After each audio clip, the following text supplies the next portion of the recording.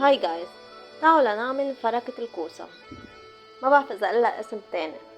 هلا اول شي هون فرمت البندورة، بصل، وقطعت الكوسة مربعات بهاي الطريقة، وبدي لحمة مفرومة.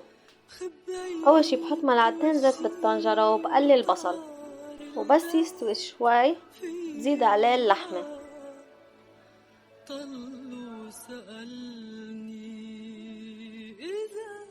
بقليهم مع بعض، وبس يستووا رح زيد الكوسة فوقهم بهاي الطريقة.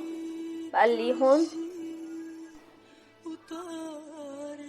برجع بزيد فوقهم البندورة، بخلطهم منيح وبغطي فوقهم ليستووا على نار هادية.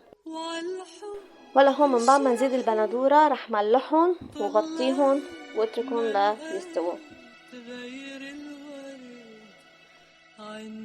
شوفولي على المنظر، عن جد أكلة كتير طيبة، بنصحكم تجربوها، كتير سهلة وإن شاء الله ألف صحة.